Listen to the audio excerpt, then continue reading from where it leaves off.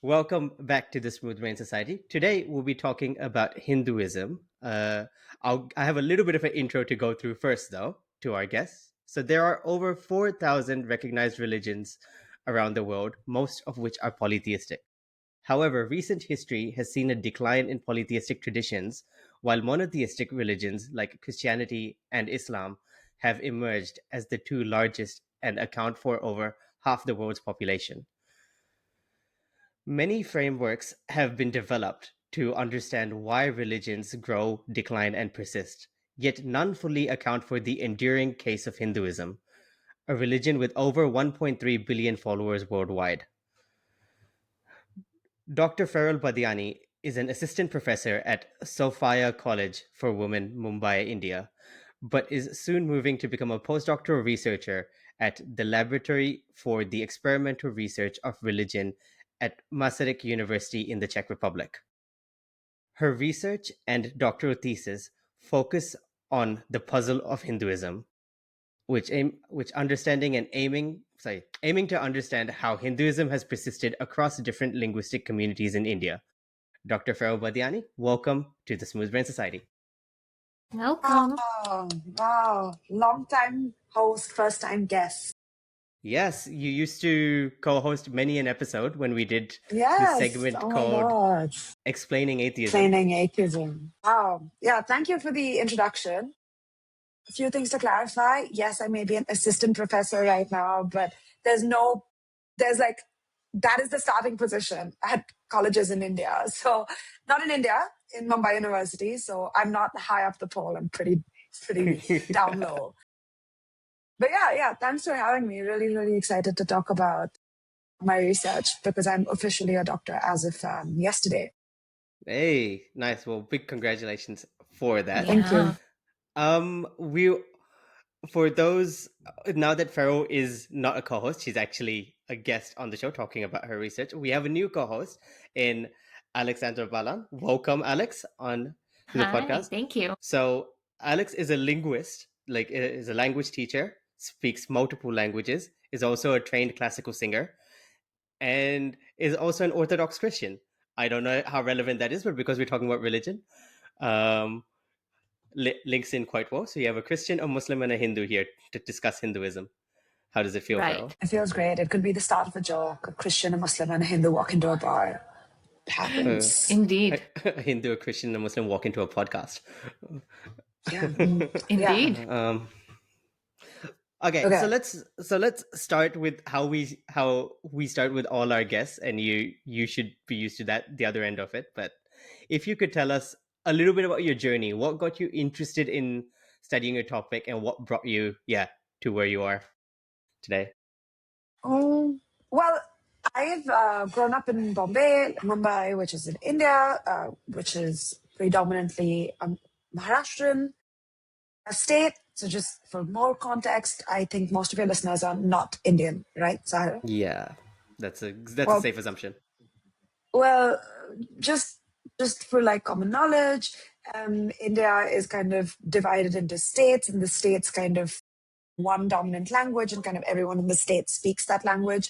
And with language divisions also come cultural divisions, normative divisions, religious divisions, etc., etc. So while we may all be Hindu, one linguistic communities, Hinduism is different to another linguistic communities, Hinduism, etc., etc.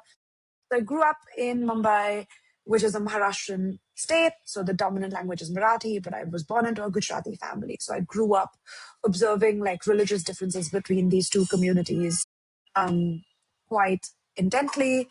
And also like it's been a part of my upbringing. And we prayed to like so many different gods, like the Gujaratis pray to Krishna, and we have a whole different set of like festivals around specific gods that we pray to. And then the Maharashtrians pray to a whole different set of gods, and then they have different festivals that they prioritize, etc., etc. And then I did my undergrad here, but then I went for my master's to the London School of Economics, where I did a elective on. I did an elective called Cognition and Culture, which a part of it was teaching us religion. And that's when I came across the big gods theory, which if anyone has seen your episode with Ayana, she's explained it there. But roughly, it speaks to the success of monotheistic religions today. In your intro, you said that Christianity and Islam have kind of become dominant, and that is for a few reasons, and that they have been culturally selected because they help us cooperate in larger societies that we live in today. So even though polytheism was dominant at a time, it didn't solve the problem of cooperating with strangers, which monotheistic religions help us kind of do today. And we can come back to it. But the point is that, actually, no, we should just say it now. This feels like a complete segue, but I feel like the build up is necessary. But basically, the big gods theory states that religions that allow for supernatural monitoring and punishment, and they allow for cooperation amongst strangers, tend to do better and are selected for, right? That's why they survive. So if you think of like Greek gods, think of like Zeus and these other gods and how they were so easy to fool, right? Or like they were naive sometimes. Versus think of like the Christian God or like the God that is prayed to in Islam. And we believe that they're these almighty gods. They know everything. They know what you're doing. They know every thought that you're having, right? And any Mm-hmm. deviation from the prescribed kind of morality can come with a listed set of punishments like heaven and hell and, uh, retribution. So kind of internalizing these codes and learning that, oh, if I deviate from this, I'll get punished, allows you to work with strangers, which in the past you didn't have to do because you could hide from the gods. Mm-hmm. What helped us was reputation. Like everyone kind of knows everyone. So when the group was smaller, like imagine when you lived in if you live in like a village or like in a small apartment complex, you kind of know everyone living there. And so you know who's a good neighbor, who's a bad neighbor, who's likely to make noise, who's not likely to make noise. You kind of know these things. And so you can punish them yourselves. And that's why you kind of technically didn't need supernatural agents to do that for you. But as we started living in these mega societies that we live in today, it's becoming increasingly impossible to track everyone's reputation. Like, how do you know who you're going to do business with is going to like cheat you or not cheat you? And that's it's an incredible theory. It speaks a lot to the kind why, some religions are doing really well, some religions are not doing well. It speaks so well to why some branches of Christianity have survived better than other branches of Christianity, etc. So it's a really great theory. And they kind of, because it's such a great theory, they were like, it must explain Hinduism and why it has survived today. Because otherwise, why would a polytheistic religion survive? Hinduism similarly has extremely naive gods. They can be fooled. There are so many stories of Shiva being fooled, etc., like them feeling rage and human emotions. So they were like, this theory of supernatural monitoring and punishment must apply to Hinduism. And they kind of apply this theory to Hinduism through the concept of karma, which is if you do good things will happen to you. If you do bad things will happen to you. And it's kind of like this supernatural force of justice, which gives you the punishment you deserve, which is believed to allow for cooperation in large group societies. And my thing is, of course, that is true.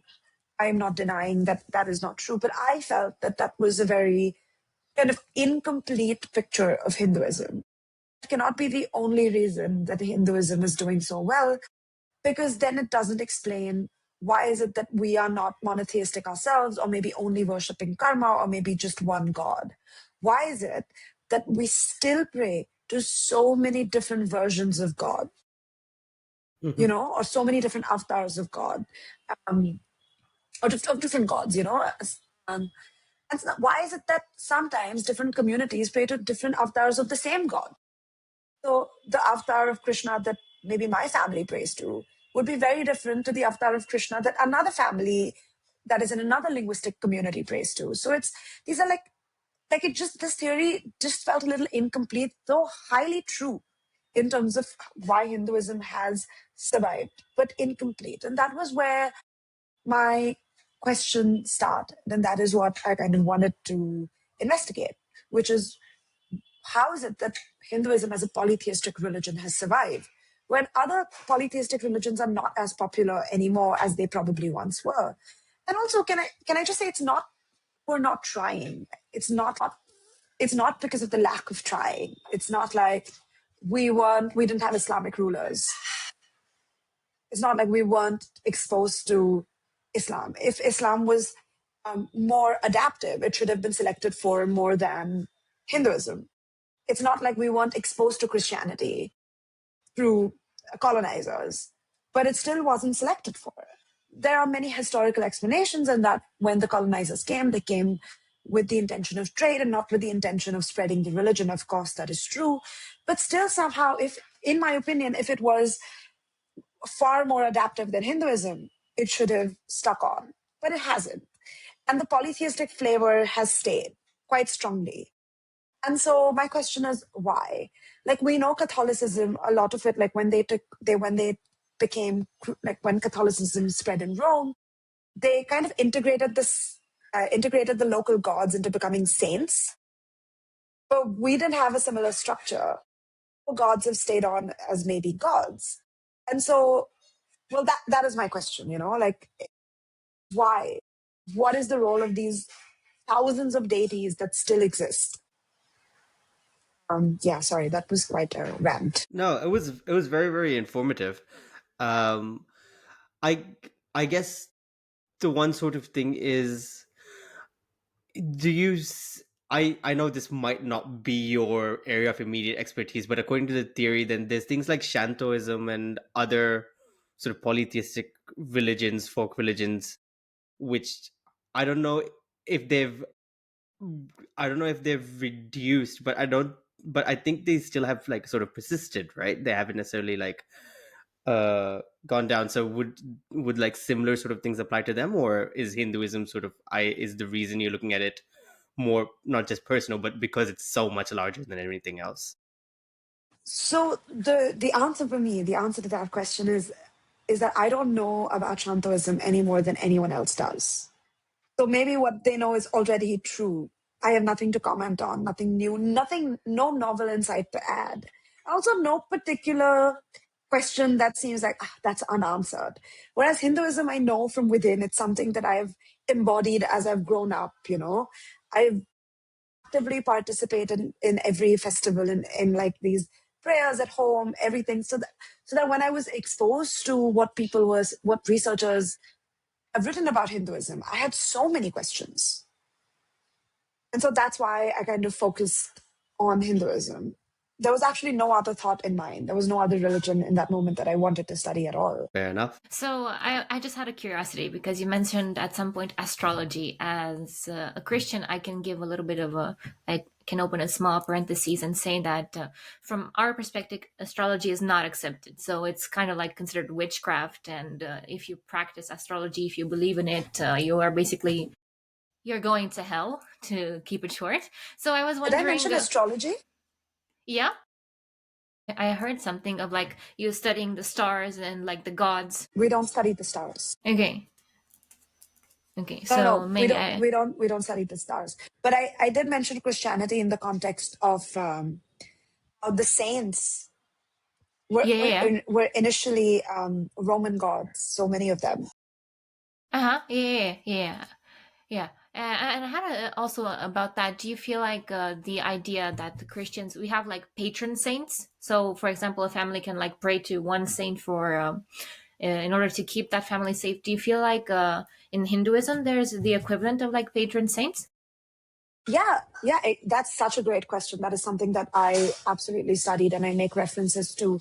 So, correct me if I'm wrong, but patron saints are ones that look after individual families. Hmm. I see. Am I Yeah. right? Yeah, that's And true. so That's we have absolutely correct. something, yeah, I mean, great, God, I don't want to get that wrong. But in Hinduism, or not, again, I don't want to make blanket statements because, like I said, Hinduism is very, very different across different communities. So on a broader level, especially in the Gujarati and Maharashtrian communities, which have been communities that I have studied, we have something called a Kul Dev. So Hmm. Kul means family and Dev means God. So Okay. literally a god of the family. Right. And I make so many references in the end to how the way Hinduism functions is actually the way even these big monotheistic religions are functioning. Right. Like, no monotheistic religion is as unified as everyone is making it seem. Of There are course not. Yeah. so many like sects in each of these monotheistic religions, right? Like, even in a smaller religion like Judaism, there is, and smaller, I mean, in population size, there are still sects of like the different kind of Jews that there are. And it's because every group of people start to have different needs. Right. And we kind of, we, ad- and we adapt religion, and religion adapts to the needs of these specific communities. And so, in fact, if we were to take some lessons away from my study and to look at other religions, the same answer as to why we have so many different gods in Hinduism would answer why there are so many different saints in Catholicism, why people end up worshipping to different kinds of sects, maybe why in Islam people end up praying to one leader over another leader. There, there are many similarities and many parallels to draw. So yeah, I think that was a fantastic question, and yeah, very relevant to what I've The studied. I think the only statement I would change for Islam is not necessarily praying to a leader, but like to like follow the leader, and is probably a Follow the probably a leader. better connotation, because between Sunnism, Shiism, and Right, then all right. the others, Yes, of course. because they pray to one, but yeah, it's more like the following of who the The caliphs following, are, yeah. and like Following off, yeah, yes. yeah, yeah. Apologies. No, no, no. But your Judaism example made me think of an interesting question which I had. So Judaism, for example, is not just a religion, but is also quite linked to ethnicity, um, to a large extent. Is Hinduism the same in the sense that it's, do they sort of link it to ethnically being Indian or ethnically being Gujarati, Marathi, whatever? Is there that I sort of think thing, or that's is it sort of like, another, is it sort of like anybody can adopt it kind of thing? It's no, that's another excellent question, and an excellent probe. I would say it is very ethnically linked. So the gods that you pray to actually become symbols of your identity. They just become an extension of the community that you belong to. So in many ways, one can argue that, I mean, in India or in Hinduism, there are two main large groupings of people, or the two main ways in which you can divide people. One is the language that they speak. Two is the caste that they belong to. I argue that the language that one speaks is the first layer of division, followed by caste. So some can argue that people in the Brahmin caste, and so which is the highest caste and the lowest class caste, are closer to each other in a given linguistic community than two Brahmins are to each other in different linguistic communities. So, is that clear? Does that make sense? Yeah, it I does. feel like okay, great. So, and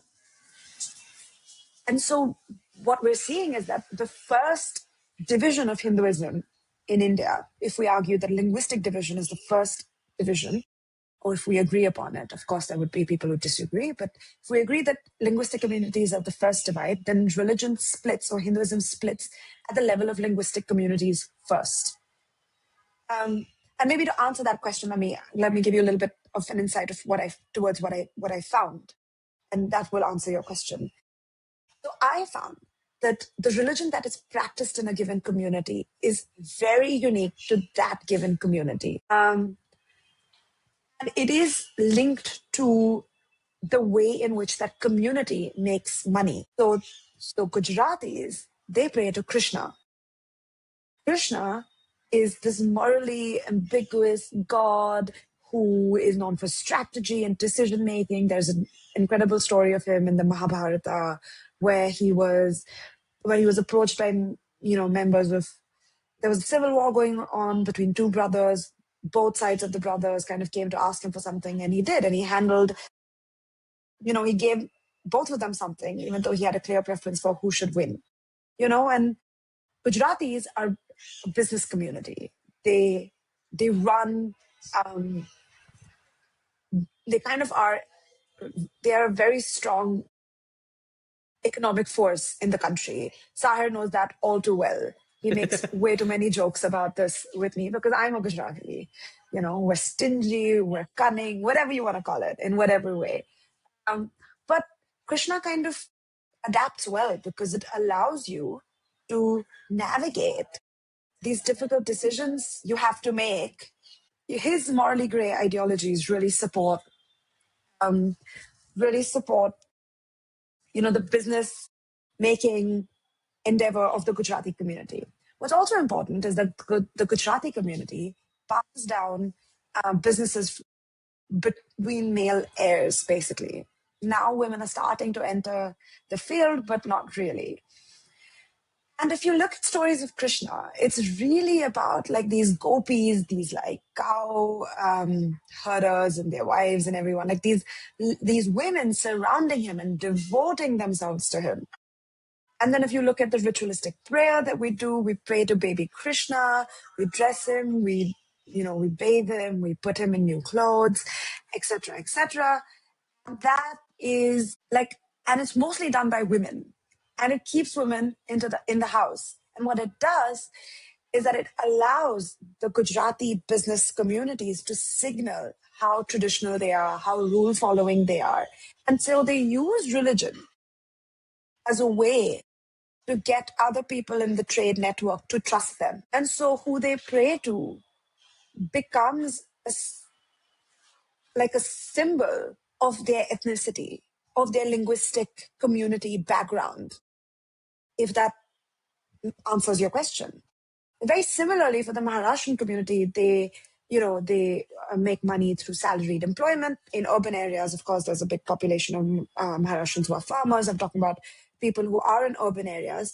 They really prioritize education. Education is the way to get ahead.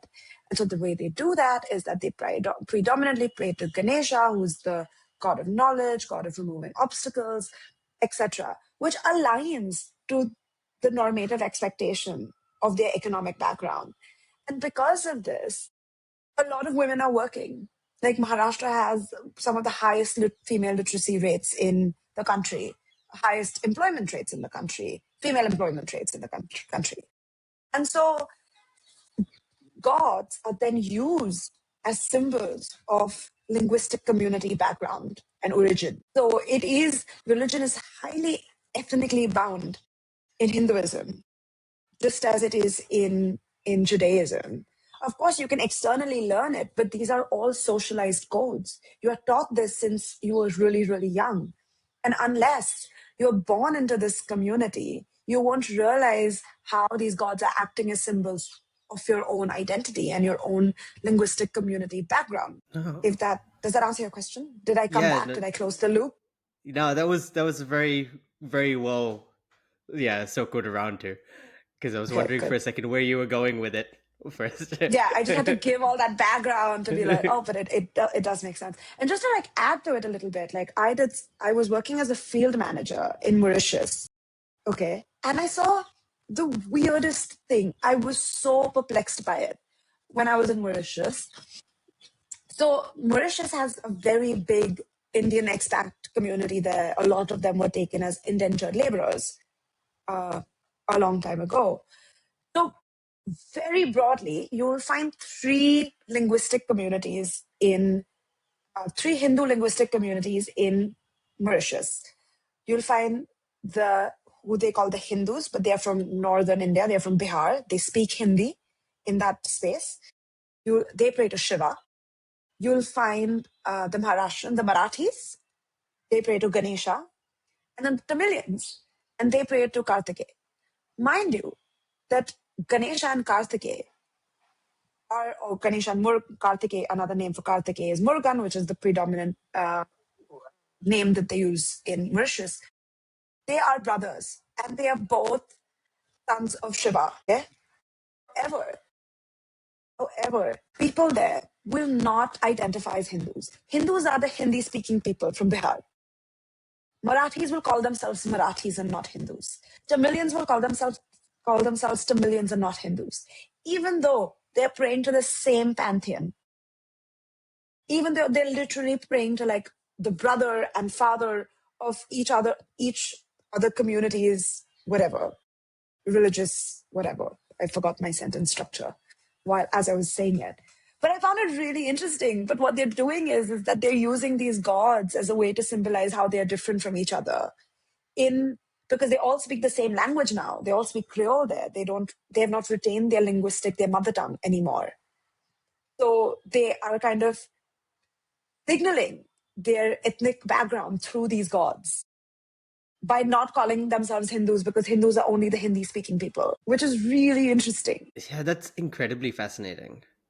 The, So you said that since they are in Mauritius, they speak Creole. Does it kind of sort of influence the way they see religion if they speak a different language?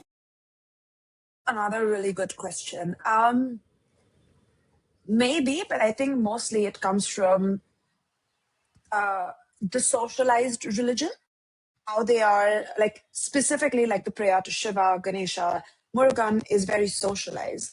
But to answer your question, because the Creole there, of course, it's a pidgin language of French, but there were a lot of African slaves in Mauritius as well, and so there's a big mixing of culture, of like Indian culture as well as African culture, and that has obviously led to the formation of Creole. So I don't know the direction of causality, if it is language that has shaped it or what. But I was having a really interesting conversation with this. We had a research assistant there. His name is Pushkar. He's really lovely. And also when I was there, all of them, like he's a Hindu. He's a Hindi speaking. His background is Bihar, Hindi speaking, but obviously in Mauritius they're called the Hindus. And when I went to his house, they like really venerated their ancestors, but not one specific ancestor. Like, of course, we bow down to our ancestors, but very specific, like my dead grandparents or something like that. They very vaguely pray to their ancestors. We believe that our ancestors will protect us. We need to feed the ancestors. We need to give water to the ancestors. There's a lot of like focus on ancestors, ancestral worship. But I was really surprised by it. I was like, and that is why I had a problem with which will be my hot take later, which is like, why are you studying Hinduism in Mauritius? Which is not wrong, but they're getting a very specific strand of Hinduism. Right. Because this ancestral worship I haven't seen here in India. And my theory is that it's things that they have taken on from the African,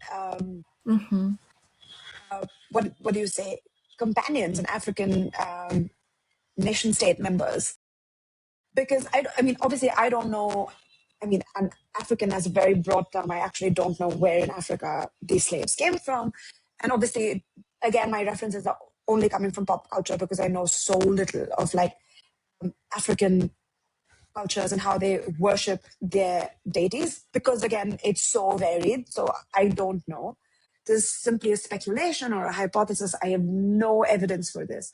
But I suspect that this is coming from religion adapting to the very specific cultural background of Mauritius. And so I think, of course, the language that they're speaking, which is creating a shared entity and a shared identity, is also probably allowing for an exchange of ideas and religious ideas that somewhere is perhaps shaping the way in which they're practicing their religion. Right. Which is very unique to their cultural context, which we don't see here as much. Can I spin into like a second question? In Hinduism, there's such a thing as like the Day of the Dead. Like it's a specific dedicated day where you're like, let's say, worship your like ancestors. You have altars. You sort of eat in their name, something like that. I'm speaking from like more like the Christian perspective, so like Orthodox Catholic, where we like share food in the name of the people that we have lost. I personally haven't heard of it, but that is not to say that it probably doesn't exist. It probably does exist. I just did a quick Google and it's called Pitru Paksha, where you involve offer some food and water to the ancestors. It happens during, it's a 16-day period of honoring the ancestors. So it definitely exists, but it's not something that I have witnessed myself. But it could be simply like a communal difference thing. Like I said, Hinduism is so varied and different communities practice it so differently. And it varies even at Right. the familial level. So it probably, from a simple Google search, it does exist. Mm-hmm. But what's interesting is that we don't venerate our ancestors every day of the year. They Right. have a literal shrine for the ancestors in their house Mm-hmm. that Mm-hmm. they pray to every day. So that was a difference that struck to me. But I hope that answered your question. Yeah, it did. It did. Thank you. I mean, the influence of other regions on religion is very interesting because not just within India, but do you think, I know you stayed in the UK for a bit, do you think sort of practices of Hinduism, what you've seen, are slightly different? Although I guess the people moving over here has been more recent, as in only been like the past 5 6 generations. Do you think you seen any differences between India and how you grew up versus Hinduism practices here? It did in that, but this speaks more to like psychology of the diaspora, where I found that Hindu practices in the diaspora communities were far stronger and far more rigid than they were in India. It's almost like because they have to hold on to this identity that they are very scared to move away from it and let it get bastardized in any way by any other external influence. Whereas in India, you find that the practice of it is far more fluid, far more subject to change. And this comes from the way I celebrated Navratri, which is this 9-day festival for Gujarati. I mean, Navratri is a 9-day festival that celebrates, Durga killing this demon. And different communities celebrate it differently. For the Gujaratis, we dance. We dance like in the evening, it's like a party for 9 days. You go, you dress up, you go, you dance, you do like these folk dances called Garba. Traditionally, you form concentric circles around the deity and you dance kind of around her. What's happening now in Bombay is that you just break into your smaller circles and you do your own thing and you're dancing to Bollywood, etc., etc. But both in Wellington and in London, but it was far more rigid in London, people were like every concentric circle kind of did the same thing. Like they did the same step. Like, okay, if it's one clap, then everyone will do one clap. Then if it's two claps, then everyone will do two claps. And it's just so much more rigid and structured than it is in India. Like even in Wellington, like inside different concentric circles can do different kinds of dances. It was a lot more fluid than what I witnessed in the UK. And my theory is that it's the diaspora culture wanting to hold on to religiosity, because if it changes, then you can say, oh, we're like giving up our culture or letting go of our culture. In India, you don't really have that kind of fear as strongly. I'm not saying it doesn't exist. Of course it does, in terms of like the whole Hindu khatre mein hai, which is the Hindus are in danger, political narrative that is being evoked right now. So of course that fear exists, but that is the difference that I observed. I noticed a really interesting difference. Maybe you can shed light on it, Sagar, because in terms of differences in the Islamic communities, okay, I was watching La Zawal Ishq. For anyone wondering what is La Zawal Ishq, it's Pakistani Love Island. It's incredible. Can I just say so myself? It is so unhinged. They are fighting about food like all the time. But one of the fights that they had was about someone calling some restaurant or some behavior Pathani, which is not the dominant strand of Islam, I guess, in Pakistan. I didn't know that. So when they had that fight, I had to rewind it like 5 times to understand what they were fighting about. So when I did Google, I found that in Pakistan, Pathans are more like tribalistic in nature, whereas the Sufi Sindhi Muslims are more like modern, more eloquent, more whatever, well off, etc. And so you see these divisions even in Islam within Pakistan. So maybe you want to comment on what you think is happening or what that is. No, I think it's very similar to what you mentioned with Hinduism, like that idea of first the external idea for like expats if you're of sort of like losing your traditions. I feel one thing which I've noticed considering being a Muslim from India, sort of cultural practices between Muslims and Hindus within Hyderabad are probably way more similar than like a Muslim from say Egypt or something. Like there's the cultural differences, although you probably we're both Muslims are quite broad or really stark. But even without that, now when you go and see like Indian Muslims here or Pakistani Muslims, I think like Indians and Pakistanis aren't very different. I don't know, people might have different opinions, but like you said with the Pathanis, like it's a link of religion, but it's also that tribal, cultural, ethnic sort of divide, which they have their own sort of traditions, they have their own sort of practices, which I mean, like we were talking about Gujratis when you were saying, oh, they're cunning, they have their own stereotypes in the same vein. There's also things between lineage differences. So Muslims who sort of are considered to have come over from either the Middle East or Iran are they consider themselves higher or different to like Indian Muslims who might have been converts from not just from Islamic rule, but even from when Islam first came to India, well before Islamic rule, when it came through Kerala ages ago through traders and things. So there's also those kind of historical divides. And yeah, I think I'm going on like multiple tangents through things linking back to how I see the similarities within culture and within a religion as well, although you might be praying to the same god, unlike Hinduism where there's different deities. But within the practices itself and the social hierarchies which form, and then when you leave the country, how you want to maintain those traditions, and sometimes they're way more rigid than Hyderabadi Muslims in UK or in New Zealand might be way more rigid than Hyderabadi Muslims in Hyderabad. Um, so it's quite, yeah. Do you remember Hugh?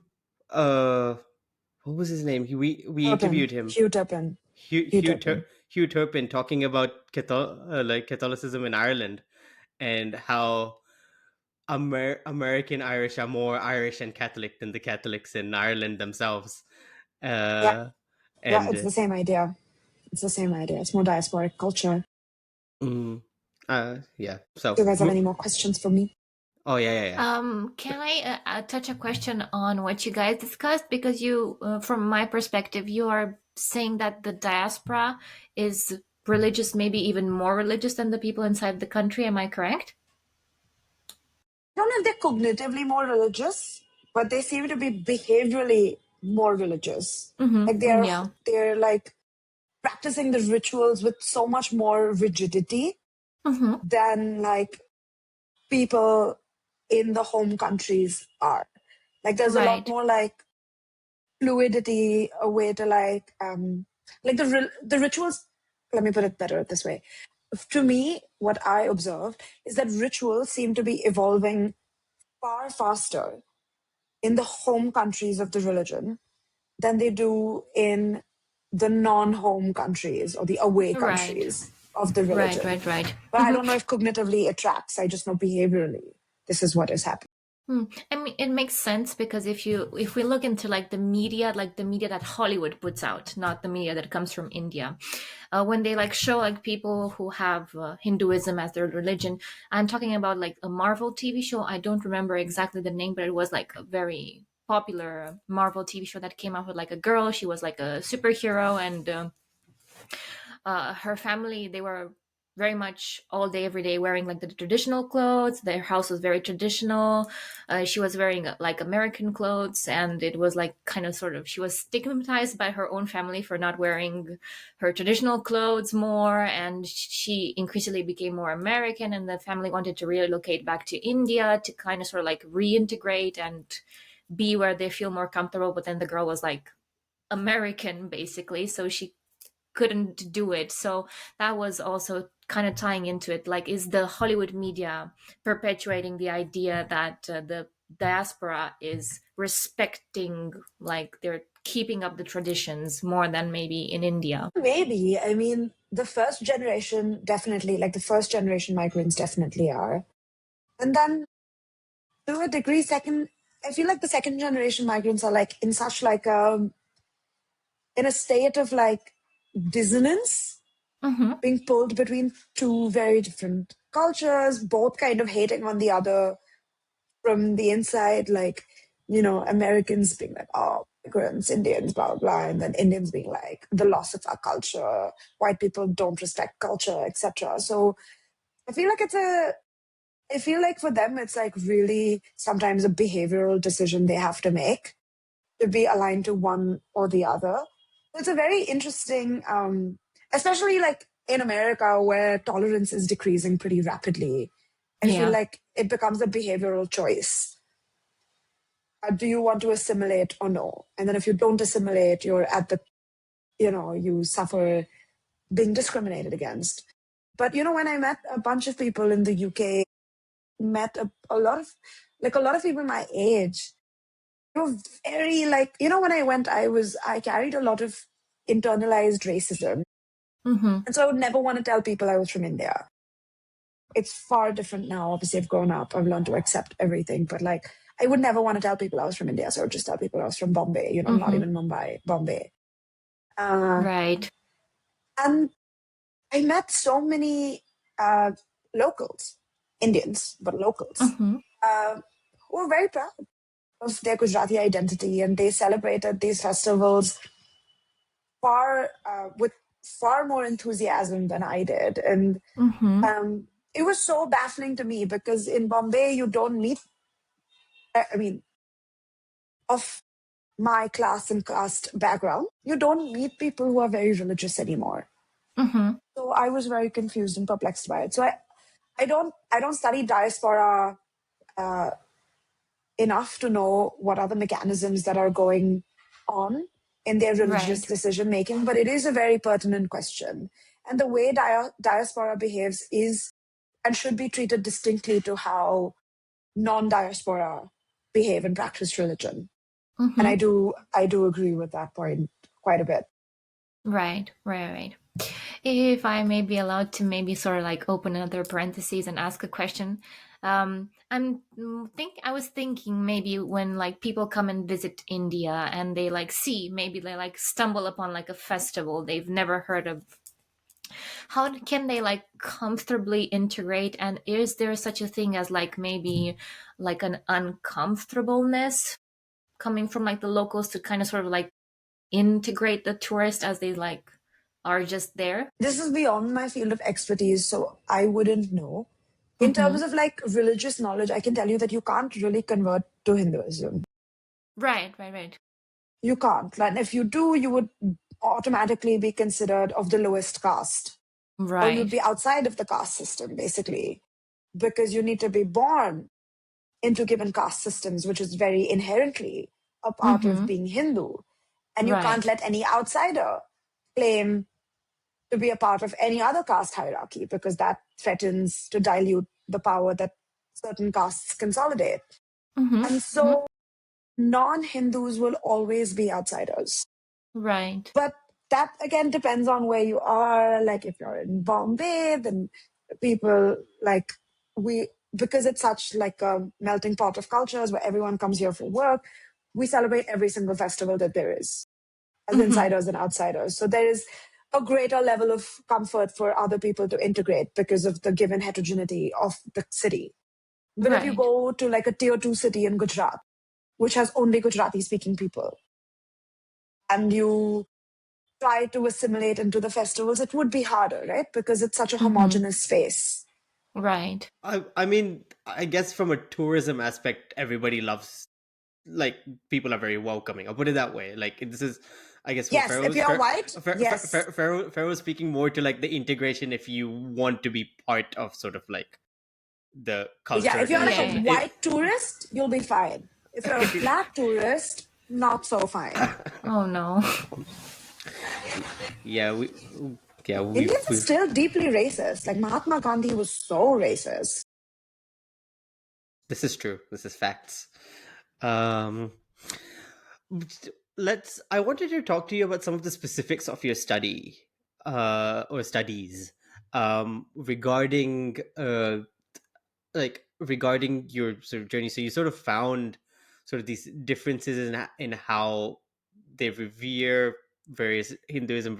You revere various deities in different cultures based on not just the linguistic aspect, but they also fit your lifestyle preferences, like the education, or sort of in business, and blah blah blah. So what was sort of like the process of going over this? Because I guess from the outside you could, in theory, not, well, you're still being an insider, but from research perspective, you could, in theory, you could just make this theory up, saying like, oh, these people study, they pray to the god of knowledge. This links up quite well, but I'm assuming like there's more evidence to back this up than just that. Yeah, for sure. Yeah, for sure. That's a great question, and I'm happy to dive into the details. So, well, let me specify a little bit more. I've taken a cultural evolutionary perspective, which is the idea that cultural systems and cultural artifacts kind of adapt to the environment that one is in. So, like systems that kind of persevere, we can make a large assumption that to a degree they may be adaptive or at least are causing no net harm. So the question was, why is it that these? So I started with the question that is that why is it that these gods or these different iterations of the same gods have survived? Are they adaptive in some way or not? And first, I thought, and I started with the hypothesis, which is that these gods are perhaps supporting the local economic structure of each community. So like I said, Krishna is supporting the Gujarati economic style of doing trade, or the dominant economic niche of doing trade. So roughly, that was my assumption, is that the gods that people will pray to will, to a degree, be adaptive to their socio-economic niche or their very specific socio-economic culture. So what the socioeconomic culture is in Gujarat is different to the socioeconomic culture in, or the socioeconomic space in Maharashtra. And so I was like, and I know these gods are different. I had this external knowledge that it kind of seems to map onto each other. Let's investigate if this is true or if this is just my hunch. And then I had read a bunch of work by Benjamin Purzicki, where he did this in the Tuva Republic in Siberia, where he found that gods, there were these like there were these like local spirits that they prayed to. Initially, the spirits that they prayed to, the shrines were placed on land borders because their role was believed to be handling land-related dispute, preventing people from, trespassing, very specific concerns related to land. And over time, when these Tuvan people were asked, like more recently, what do you think makes these gods angry? What do you think makes these gods upset? They said very like local problems, like littering and alcohol abuse, because milk fermentation had become a very relevant problem in the Tuvan Republic, very like specific. And so you kind of see that the way people perceive gods and the minds of these gods and the concerns of these gods had evolved to match the local needs of the community. And so I was like, maybe that's exactly what's happening with Hindu gods. The morality and the minds of these Hindu gods must be very specific to the communities in which they are venerated. So the way I started was, I did exactly what Benjamin Purzicki did. I kind of literally took his questions and asked them to Gujaratis and Maharashtrians, which is like, firstly, tell me who are the gods that you pray to? Who are the dominant gods in your community, in your family, and for yourself? Now, tell me maybe 5 things that makes each of these gods angry. Yeah, I took 3 gods and I was like, tell me what makes these 5 things, what are 5 things that makes this god angry? What are 5 things that makes this god upset? What are 5 things that makes this god happy? And you know what was so similar is that everyone struggled to answer this question. Like they just didn't want to answer it. They didn't have an answer for it. They would, if I pushed them, the answers were very basic and very similar, like corruption and like stealing and theft and hurting someone. Only when I pushed them to answer this question, I was like, please answer this question. They're like, if you say so, but otherwise they would be like, gods, we don't really think of gods this way. We don't really think of what they're concerned about. And so that's when I realized that the moral concerns of Hindu gods is not something that's pertinent to the followers. But then people were kind of insistent that these gods were different, and they represented different things, Like Hanuman represents strength, and Krishna shows us the way, and Ganesha is the god of wisdom and the god of like he removes obstacles. Such specific niches, but still the way they thought and how they thought what would make these gods angry was the same or similar. Ideally it should be different. Like maybe I thought, say Lakshmi is the god of not Lakshmi. Say Ganesha is the god of education, so he should get more angry if someone doesn't want to study or is lazy with studying. He also just cared about like don't hurt people, don't steal, don't do this. Maybe one very specific one, like don't waste food because he likes to eat food. So that was very interesting to me, and I was like, what is going on? And firstly, I thought I had picked a completely rubbish research project because it just didn't track. I just didn't realize, like I was so focused on how their moralities was so similar that I didn't catch on to the distinctiveness of each god. So then, at the end of this study, I came up with a hypothesis after I started focusing on the distinctiveness that maybe Hindu gods are acting as role models in a given community, where they're helping and representing the important norms of that community, right? So Krishna is embodying moral grayness. He's also embodying patriarchy. And the reason that he's maybe embodying it is because it helps people in trade. So people have either come up with these conceptions of Krishna, or these conceptions of Krishna have led to this cultural, economic background of the Gujarati community. But either way, it's cyclical now, right? The way you think of Krishna kind of reinforces the trade-based background of the Gujarati community, and then it goes in a loop and a loop and a loop and a loop. And so that's how I came up with this kind of like hypothesis. I called it a theory, but I was flagged saying I don't have enough quantitative evidence to call it a theory.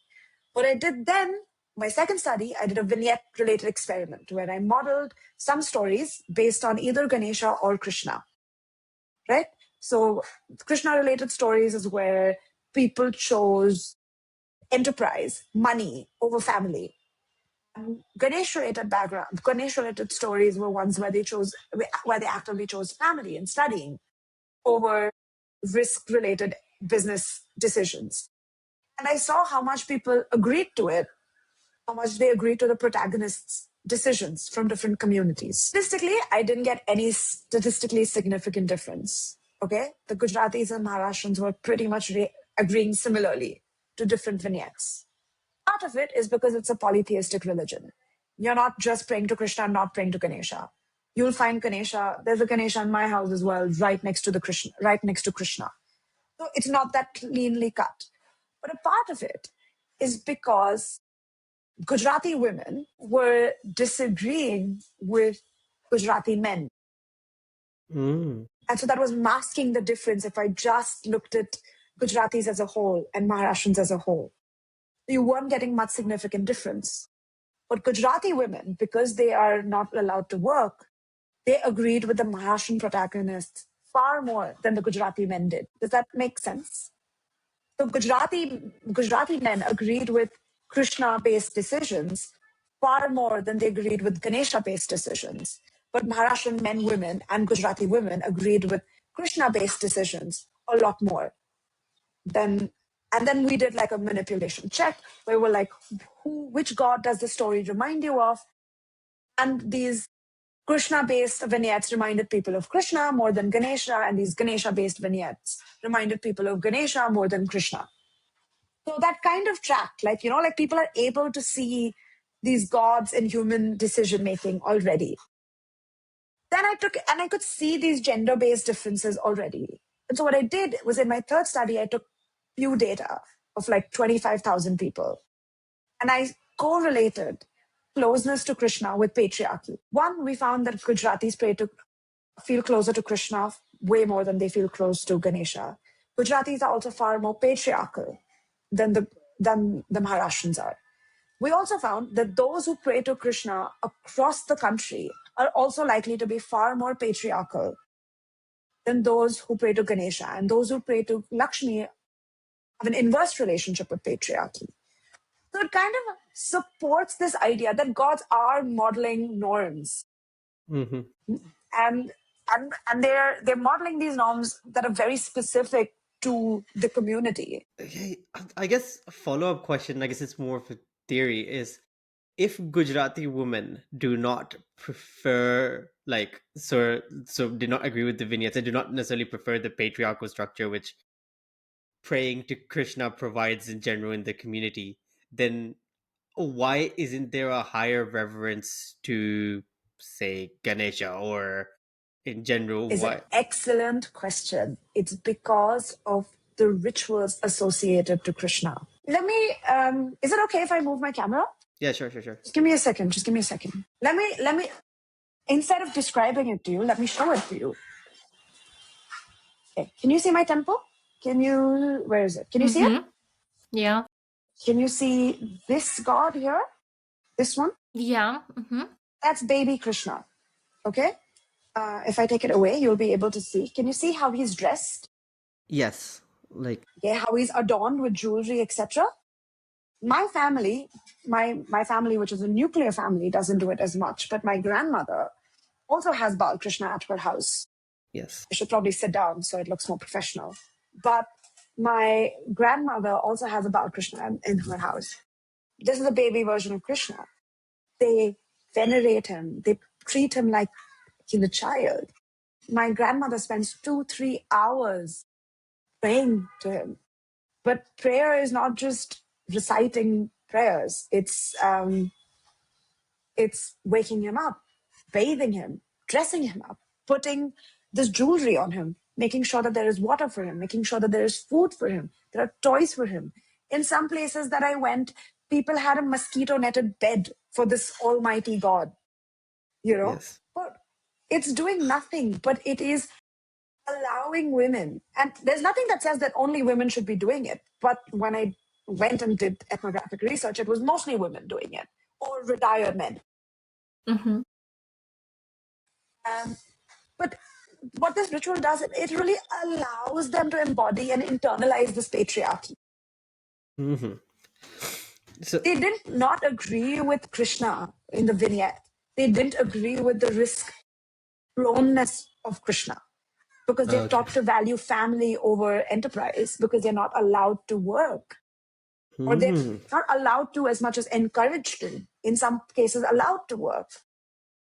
And so this is very strongly connected to my postdoc, where we're focusing on how ritual behavior, when internalized, can impact the decisions that you make. Herein, this ritual is keeping women at home, is allowing them to make this decision of kind of adhering to patriarchal structures. Does that make sense? If this is something that you're socialized into from a very young age, the rituals associated with these gods allow you to rehearse these norms to an extent where they become embedded. I think, correct me if I'm wrong, but I also think this gives sort of a little bit of empowerment. Like, you have control of doing these things. Like, you're in charge of making sure baby Krishna is like dressed, bathed, the entire process, and within that, you feel sort of a responsibility within the religion. So, and that sort of idea giving importance to it. Or am I just making this up? Being like, this could also be a reason why you maintain the patriarchy because of the empowerment it gives you within the religion itself. I think the latter, where it's like it's making you feel empowered to keep these patriarchal structures in place. Let me contrast it with the Maharashtrian daily prayer ritual. It's 5 minutes long. In many cases, they don't even actively pray. They just light a diya, which is a lamp, and they go. They are all working professionals. They don't have time for these elaborate rituals. And so that's what's happening. Does that make sense? So these rituals are really allowing you to embody these norms that then reinforce these structures or these local niches or these local socioeconomic niches that are in play. Of course, I have to caveat it again that I speak only from my experience with the Gujarati and Maharashtrian community. Maybe the religious structures don't keep in place economic structures in other linguistic communities. But I think that they are keeping in place some structures that are important in those communities. Maybe not economic, but something else. I don't know. Worth investigating. I just haven't. Can you leave any of these concepts, or can you switch between the two? Between praying to different gods? Yes. Yes, you can. And again, this is why Hinduism is polytheistic. Just because someone prays to Krishna doesn't mean you won't pray to any other god. Let me take you back to my little temple here. It's important because I feel like this is what will, like, look at the number of different gods that are here. We have Lakshmi, we have Datta, so that's Saraswati, we have Dattatreya, no, that's Hanuman. Sorry, I got confused with the heads. We have Hanuman, we have no, that's not, tell if that's Lakshmi or Saraswati, I'm sorry. Then we have Ganpati here, and then we have a Shiva Parvati thing going on here. There are like so many gods. And just because we pray to one more strongly doesn't mean we don't revere another. It's just who's prayed to more dominantly than someone else. But let me give you an example. Like, I can pray to Krishna all I want.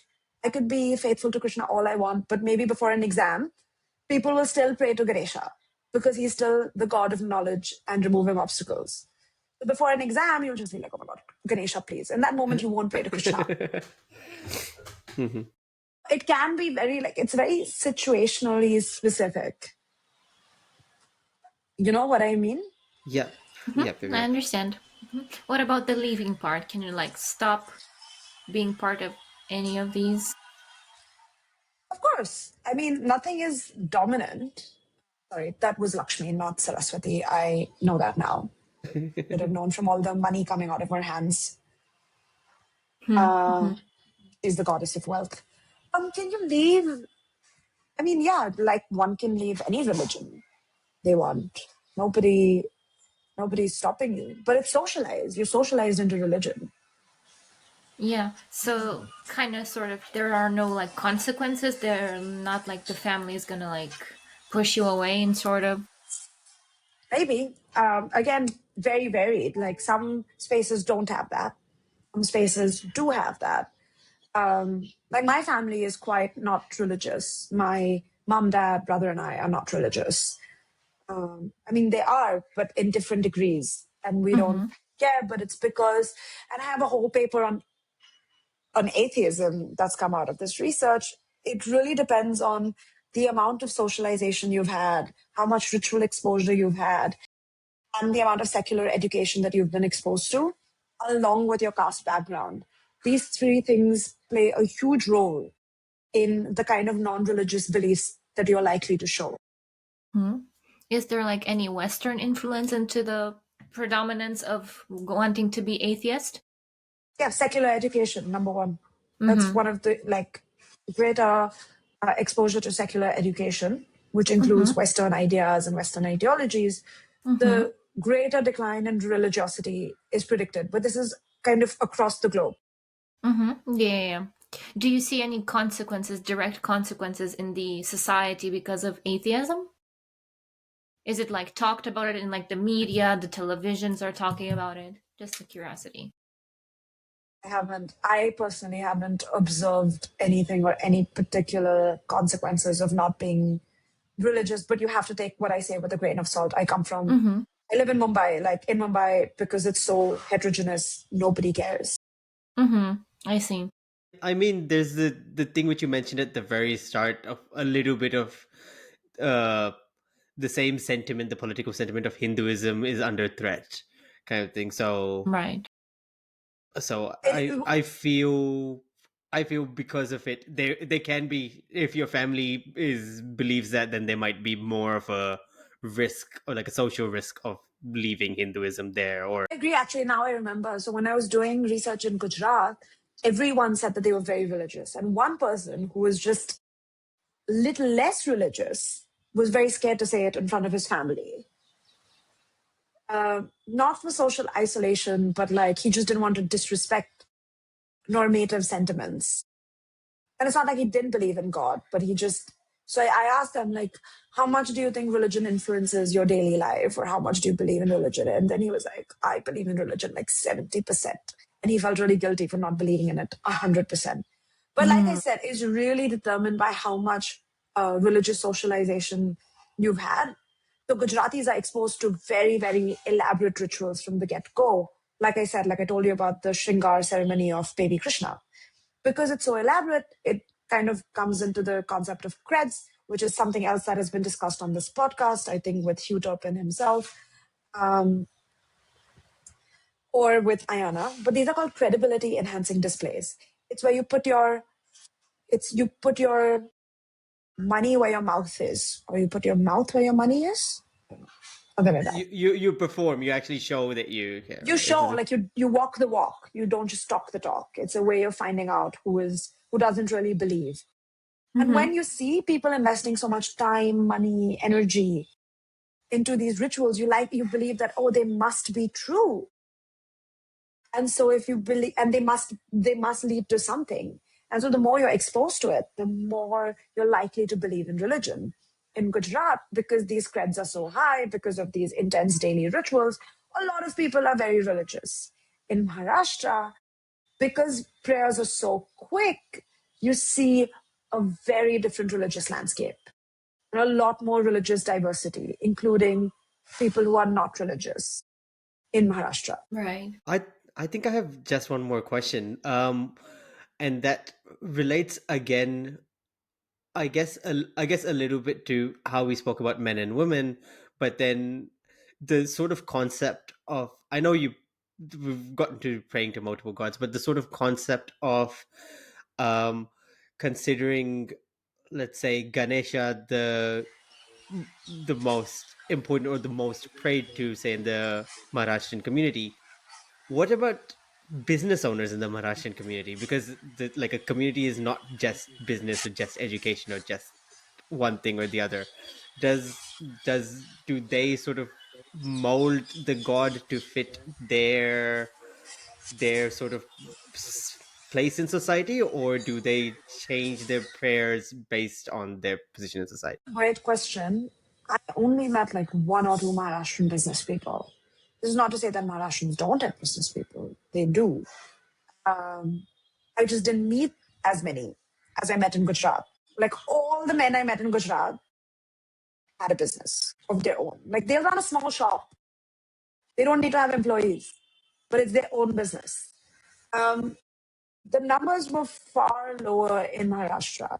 But those that I did meet did show a reverence for the way Gujaratis behaved. But I didn't see any difference in the way that they were practicing religion themselves. But they were reverential towards the Gujarati businessmen and their way of doing business. So maybe they learned from a different community instead of gods.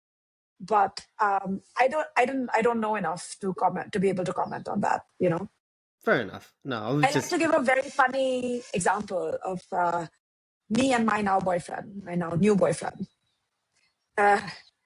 So I just got my PhD, right? And I go around telling my family, and they don't care. They're just not able to understand or grasp how, like, if it's a big deal or no. Like, when I came back, my parents were like, sorry to tell you, Feryl, but you're 30 and you're hardly making any money. And I was like, okay, but I have this amazing degree. And they were like, okay.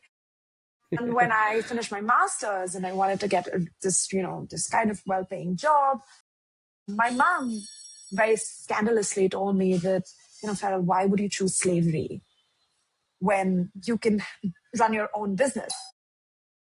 My now boyfriend's parents, he has his own business, and he is a graphic designer. He has his own company where they do design work. And he initially had a job, but he hated it and he wanted to quit and start his own business, which he now did. Now he has one. But when he was about to start, before he started, his parents were like, why do you want to do like a business? Like, why don't you work for a little bit and get some more job experience? Like they really like were shunning him. Like, they were like, no, no, no, no. Like they were very completely different approaches, So I don't know.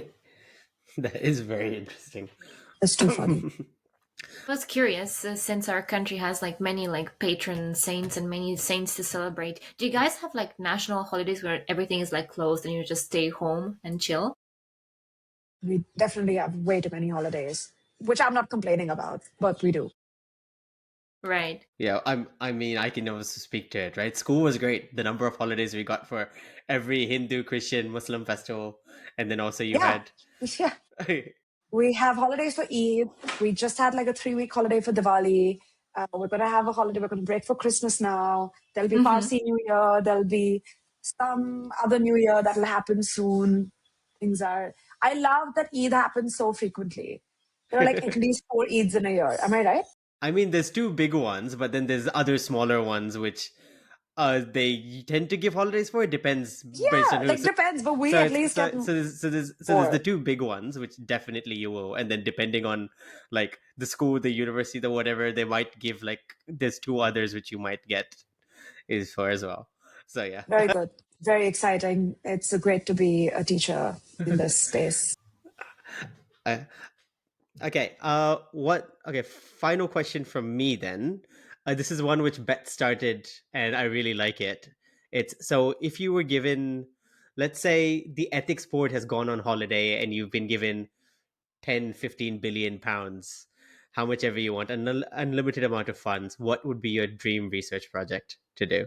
God, I would want to start my own religion. Is that a Get research paid. project? Indeed. Yes. Firstly, one, become a cult leader. Amazing. Two, my biggest critique, which, oh my God, I got literally like railed for this during my defense because they were like, you can't establish causality of like if gods are like influencing norms or if, the norms are influencing the gods and the stereotypes about the gods. And the thing is, there's no actual way of deciding causality of what is determining who and the shape of what. So I would love to have like a nascent like commune and then one by one introduce a different set of gods to them and then see if that is shaping their behavior, which I can't do in any other way. Like I can, but you have to be so creative for it. But if I was given millions and gazillions of dollars, I'll just start my own cult and have my own role models and my own gods. And also be a millionaire myself while doing this. Convert $15 million to $30 million to $1 billion. And then my parents will be so proud of me So because it's, they're I not mean, proud of me right now. what is a cult if not just a business? It's literally a business. So, okay, on that lovely, lovely note, thank you, Farrell, for You coming don't want on. my hot take? You don't want my hot take? Okay, fine. I was going to record them after, but we can record them now if you want. Fine. Fine. We can do a Okay, hot take later. We can do a hot take later. no, let's do it Whatever now. you want. Let's do it now. My Now that hot we're here. take, my hot take is that, which is very similar, but my hot take is that people should just do research in the places they are from and give voices to people to do research where they're from. I find nothing more irritating than to be preached at, Says the and person who did their PhD in New Zealand studying Hinduism. they give me money. I'm sorry, India has no money. You should give me money. That's what I mean. Give me money. My parents will be so proud of me. 2 birds with 1 stone. I do like the hot take. It's like it's very annoying when people from other cultures come say, "Oh, this is the." I don't mind it, but it has to come with a lot of collaboration and a lot of economic gain for the host countries as well. And this is true for me as well. Like I'm a little culture vulture in that I have gone and taken from the Gujarati and Maharashtrian communities. I'm not given anything back. And I'm still finding out ways to do it. I don't think there is a perfect way to do this. Like I don't know how to give back to these communities. And money is not really always a way to do this because it isn't. But I feel like I wish I knew how to uplift my participants just as much as their research is uplifting me in my career. But at least I belong to these communities, so I feel a lot less guilty. Now imagine you go to a completely different community, you take from them and give nothing in return. I feel like, I mean, I know there isn't a right way to do this, but I think it should be something that we start thinking about a lot lot more actively. No, that's very good. Also That's a give me very good point. money. Yeah. Okay. Also give me money. I mean, we spoke about religion a lot. This is another thing, I guess, which I can ask you is: are there any sort of misconceptions about Hinduism or for what you've learned from your research, which you think people should know about? No, like I said, it wasn't, they weren't misconceptions. What they had researched was done well. You know, I was wrong when I thought they had not researched it well. What they have researched, like the role of karma, still stands. The reason people don't think about the morality of gods is because karma is really taking care of this moral aspect of supernatural monitoring and punishment. So they weren't wrong. It was just incomplete, you Hmm. know? But I do get a little like, not upset, but just a little like, like this, when like you're just appropriating Hindu symbols, not that it matters because it has become a very hegemonic religion recently. So I don't care for it anymore. But I just feel like, yeah, I just get annoyed when I see like Om tattoos on white people. I just can't help myself. I just can't. I just can't. And Does there's it no hurt? misconception. Does it hurt that they co-opted the swastika? Yeah. Yeah. When I was in Israel, I shouldn't, but this was like way ago. I was like 2019 before everything happened. I wouldn't, you know, go there again or do research there again. I was pretty naive, but I was 21. I went there to do some research. I was living with, an incredible host family. I mean, they were really nice to me. I don't know what their beliefs are about Palestine right now, but uh, and they were really upset that I said that we still use the swastika, and I am like, that's not my problem. That it was taken from us. Like, you cannot be policing me on my own culture. Not that they were policing me, but you know, I I felt the rage. I was like, that's insane. Like, how can you be saying that to me? Mhm. Understand, like Yeah. it was just very irritating. Okay. Now, awesome. So on those hot takes, on those misconceptions, on everything we have learned, thank you so much, Feryl, for coming on, talking about your work. Thank you. Yeah, no, thank you so much for having me. I really appreciate being here. Uh, Thank you, and thank you everybody for listening. And until next time, take care. Cool. Bye.